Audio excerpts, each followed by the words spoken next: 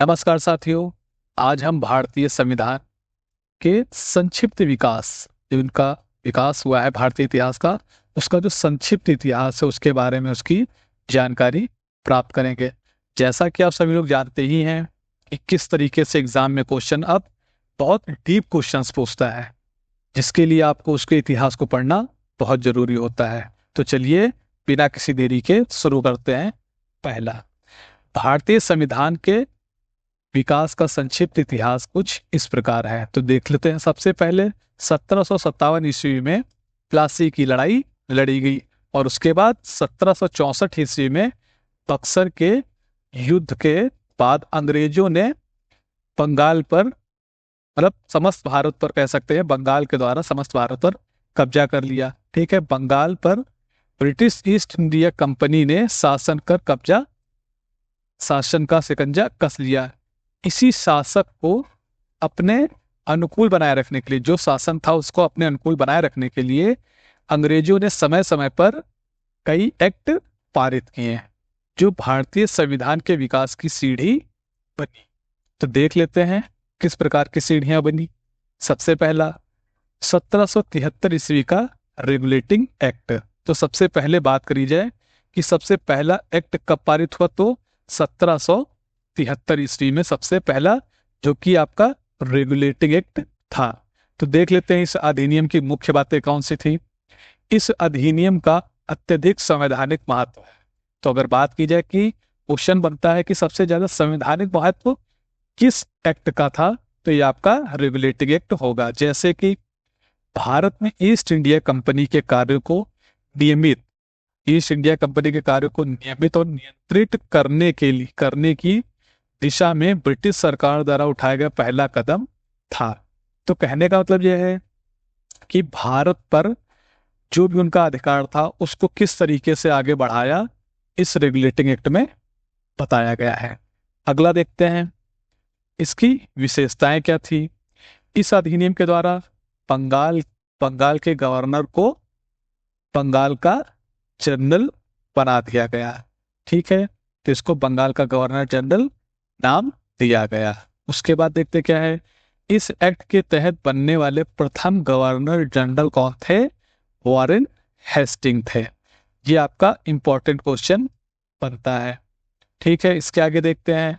इस अधिनियम के अंतर्गत कलकत्ता में 1774 ईस्वी में एक उच्चतम न्यायालय की स्थापना की।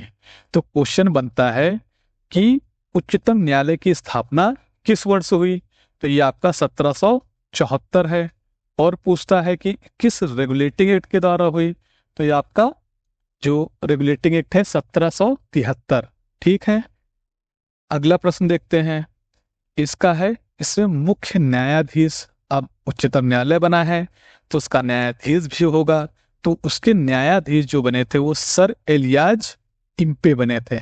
ठीक है, और इसके जो तीन अन्य न्यायाधीश बने थे उनके भी नाम जान लेते हैं, क्योंकि आजकल जो है मुख्य ना पूछ करके जो तीन होते थे, तीन जो नए बने थे उनका भी नाम पूछ लेते हैं। तो इसमें सबसे पहला नाम आता है चैम्बर्स, दूसरा लेमेंस्टर और तीसरा हाइड। ये तीन आपके बहुत इंपॉर्टेंट क्वेश्चन बनते हैं। अगला देखते हैं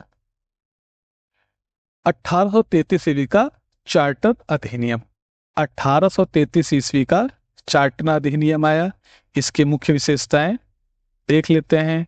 इस अधिनियम की मुख्य विशेषताएं जो थी वो थी बंगाल के गवर्नर जनरल को भारत का भारत का गवर्नर जनरल कहा जाने लगा।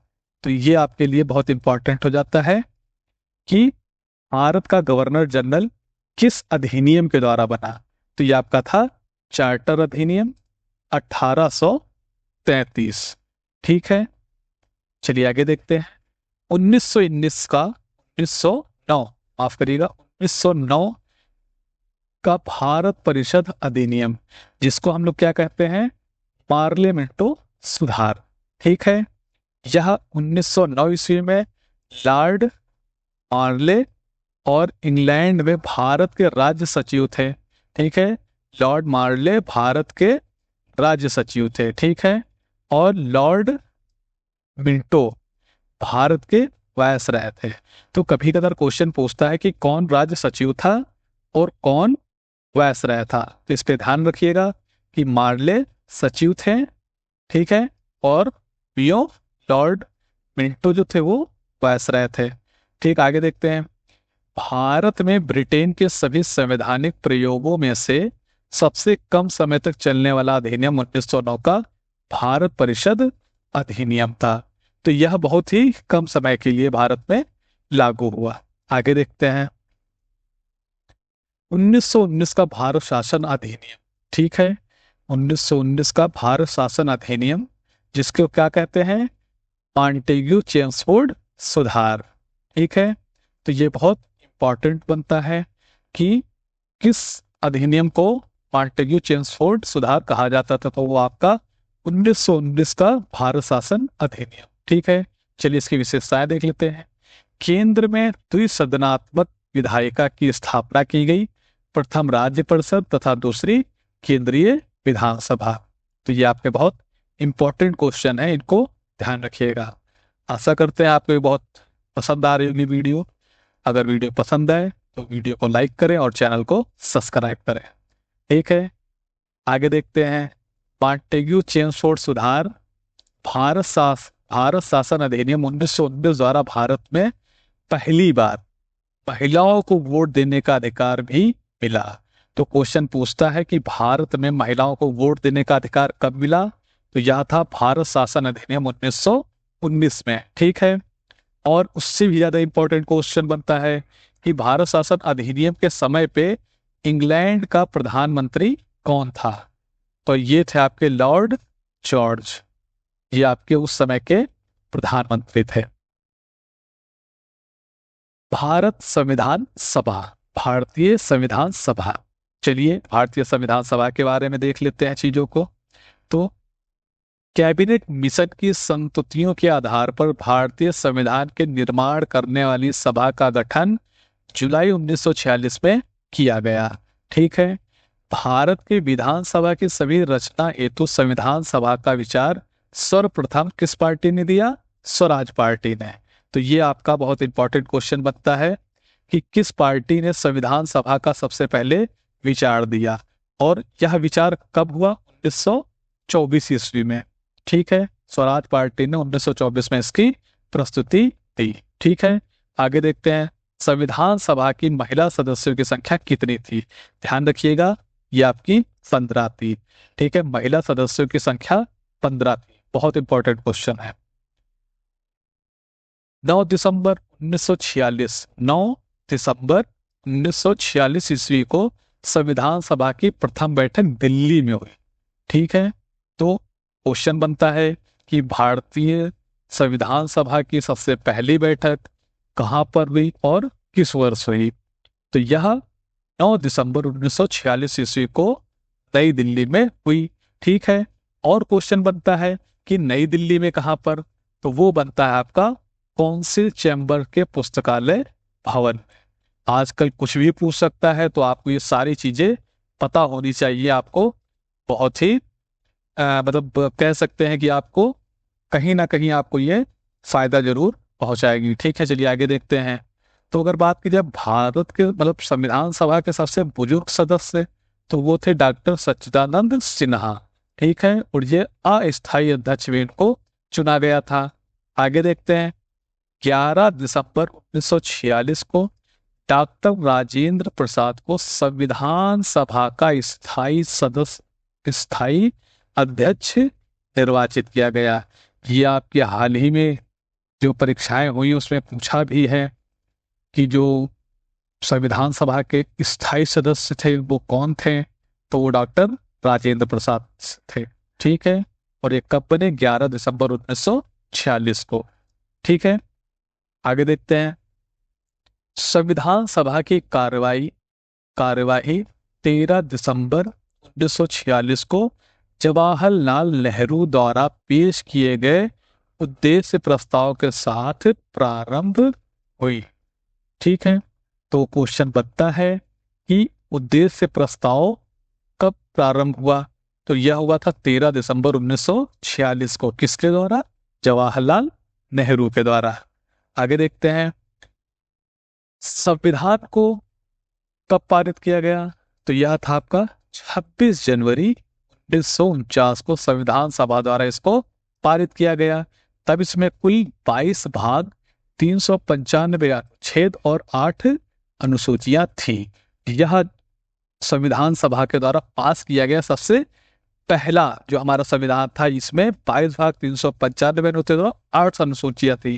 कई बार क्वेश्चन बनता है कि इनमें से कौन नहीं है, तो ध्यान रखिएगा, ये आपके सबसे इंपॉर्टेंट, सबसे ज्यादा इंपॉर्टेंट है, इनको ध्यान रखिएगा आप इनको। ठीक है, चलिए आगे देखते हैं। अंतरिम सरकार का गठन कब हुआ? अंतरिम सरकार का गठन 2 सितंबर 1946 को हुआ। आजकल ये भी क्वेश्चन ट्रेंड में है, कुछ भी पूछ लेते हैं, तो ये भी याद रखिएगा, 2 सितंबर 1946 को अंतरिम सरकार का गठन हुआ। भारत की अंतरिम सरकार के मंत्रिमंडल के सदस्यों के नाम क्या थे तथा उनके कार्य करने के प्रकार कौन कौन से थे? तो चलिए देख लेते हैं। तो इसके जवाहरलाल नेहरू उपाध्यक्ष और विदेशी मामलों के और राष्ट्रमंडल संबंधों के प्रभारी थे। सरदार वल्लभ भाई पटेल के कार्य देख लेते, ये गृह मामलों, सूचना एवं प्रसार विभाग के प्रभारी थे। क्वेश्चन कई बार पूछा गया है कि कृषि और खाद्य विभाग के प्रभारी कौन थे? तो ये आपके थे डॉक्टर राजेंद्र प्रसाद, ये कृषि और खाद्य विभाग के प्रभारी थे। आगे आता है कि वाणिज्य विभाग के प्रभारी कौन थे? तो ये थे इब्राहिम इस्माइल चुंदरीगर। ठीक है, ये आपके कुछ इंपॉर्टेंट नाम है जिन और उनके मंत्रालय है। आगे देखते हैं।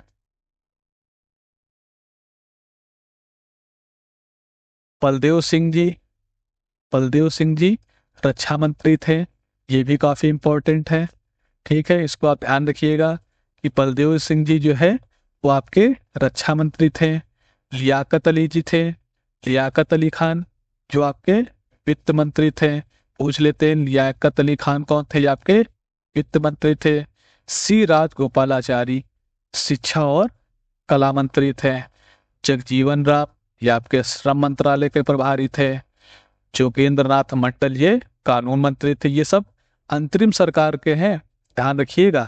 ठीक है, अब्दुल रब निरशत रेलवे और संचार, डाक और वायु विभाग के प्रभारी थे। CH भाभा, तो आप इनके नाम से ही जानते होंगे कि ये माइंस और शक्ति के विभाग के प्रभारी थे। तो इनको ध्यान रखिएगा कि ये सभी लोग अंतरिम सरकार के थे, इनको ध्यान रखिए बार बार। चलिए आगे देखते हैं।